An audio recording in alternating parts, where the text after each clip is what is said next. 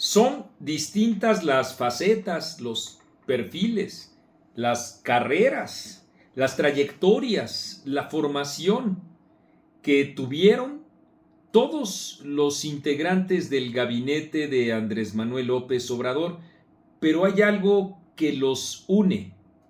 Por un lado, la tradición de una izquierda forjada a partir de los años 40, sobre todo alentada, después, durante, pero sobre todo después de la administración del generalísimo Lázaro Cárdenas y hasta muy cerca del fin de los años 70, junto con todo aquel breviario cultural del nacionalismo revolucionario.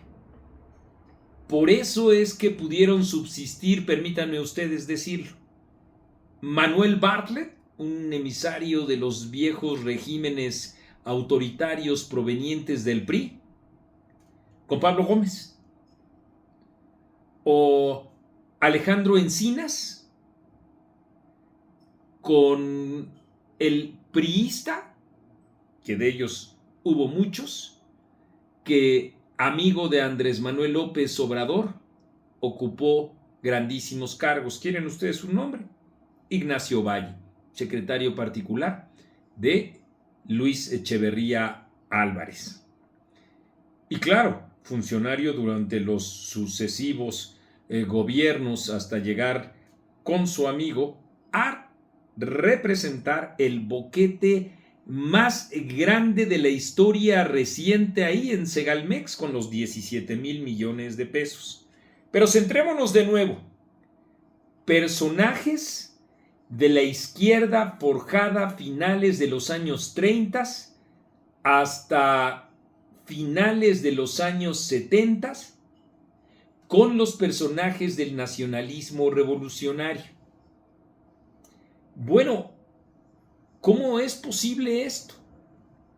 Porque hay una pátina que a ellos les une, que es la visión autoritaria.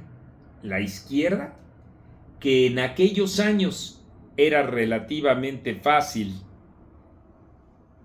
decirse portavoz en México de las necesidades de los campesinos cuando se estaba distribuyendo la tierra. Recordemos que fueron los años de mayor distribución de la tierra que ha tenido nuestra historia. Y fuera de las fronteras de nuestro país, con la construcción de un enemigo, dada la Segunda Guerra Mundial, a derrotar, ustedes saben cuál es, a través de YouTube no lo puedo mencionar, y que la izquierda, es decir, los países del oriente europeo, podían derrotar. Pues era muy sencillo así ubicarse a un enemigo.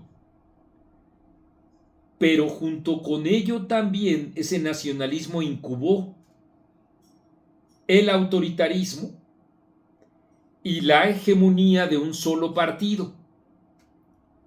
Igual ocurrió con esa izquierda que en realidad nunca ha aceptado opiniones distintas dentro de la propia izquierda, y todos aquellos que criticaban a la Unión Soviética, Hungría, Rumania, Checoslovaquia, etcétera, Alemania Oriental, eran, así se decía en aquellos años, ya estamos hablando de finales de los 40, principios de los 50, los portavoces del imperialismo norteamericano. Para entonces ubicar finalmente el contexto, podemos decir que esa visión autoritaria la comparte tanto el nacionalismo revolucionario como esa izquierda, con los personajes que les he comentado, pero que en general podemos decir que se trata de una cultura autoritaria, y es lo que explica, como he dicho,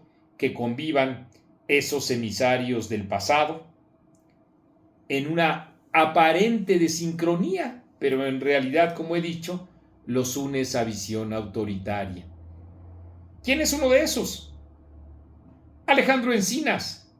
De él, hoy vamos a hablar en nuestra fábula. Alejandro Encinas, un bolchevique amaestrado. Existe abundante bibliografía que documenta la gestación de la izquierda autoritaria en México.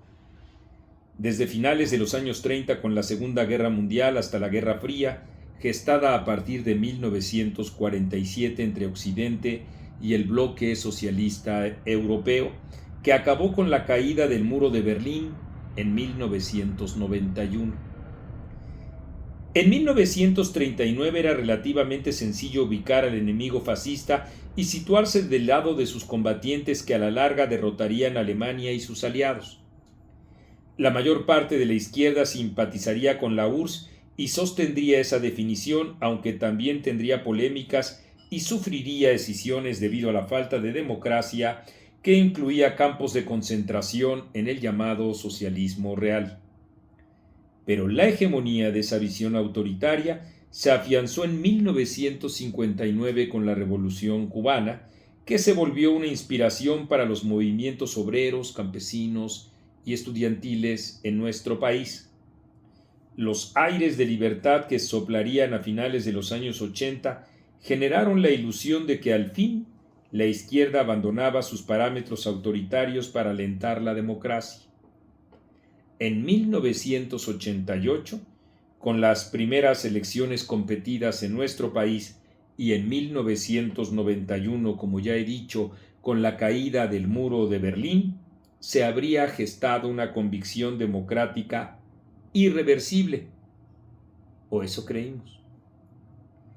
Alejandro Encinas Rodríguez es parte del gen autoritario de esa izquierda, la misma que convalidó el encarcelamiento del poeta cubano Heberto Padilla en 1971 y que sigue apoyando la dictadura en la isla, la misma que en los años 80 llamó fascista a Octavio Paz por su enfoque sobre las guerrillas de Nicaragua y El Salvador, la que empuñó las armas en la Sierra Guerrerense también en los 70s y la que endureció sus acciones en las universidades, la que desoyó el llamado de Enrique Krause a una democracia sin adjetivos, y la que a regañadientes a final de cuentas fue arrastrada por las reformas de 1977 a la ruta electoral que, por primera vez, permitió la representación de las minorías en el Congreso y la que, más por conveniencia que por convicción, participó del principal proyecto unitario de la izquierda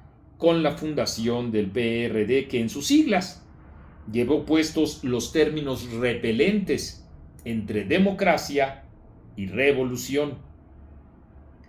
Este añejo militante es el vivo ejemplo de la cultura despótica que justifica la opresión de las libertades por el bien del paraíso que décadas atrás significó el socialismo y que el populismo en México hizo suyo como parte de su mimetización con aquella tradición de la izquierda intolerante, junto con la descalificación de quien disiente porque es facho, o que ya no lo puedo repetir tantas veces.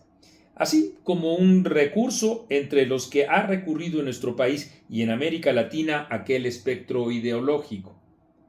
Paradójicamente, ese populismo mimetizado con la izquierda despótica impulsa la exaltación del nacionalismo y el culto a la personalidad de Andrés Manuel López Obrador, así como sucedió con Stalin y Fidel Castro. Encinas es un gozne entre los viejos partidos comunista y socialista unificado de México, provenientes de la izquierda, y los nacionalistas autoproclamados progresistas, PRD y Morena. Entre el mare magnum populista que detonó en 2018, se situó entre apoyar a las víctimas de Ayotzinapa y la disciplina que le exigió el presidente para no pelear con el ejército. Como leal servidor del jefe del Ejecutivo, Encinas optó por lo segundo. Hubo otra tragedia en el país y el responsable de la protección de los periodistas también se abstuvo de pronunciarse sobre los asesinatos de los profesionales de la comunicación, que, según cifras de la revista Etcétera, ascendieron a 80 en la administración de López Obrador. El hecho es claro.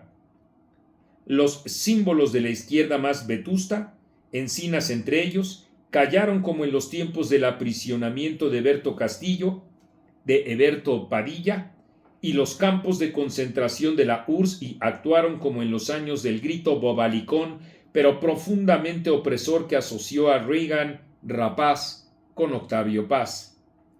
El pasado se nos vino encima y Alejandro Encinas convalidó el acoso y la persecución del presidente en contra de periodistas, intelectuales y académicos que difirieron de él, porque el exfuncionario de Gobernación fue un bolchevique amaestrado por el líder supremo de la autoproclamada 4T. Ese es el perfil político. Esperemos también que, habiéndoles ofrecido a ustedes contexto, es el perfil histórico del que abreva la autoproclamada 4T.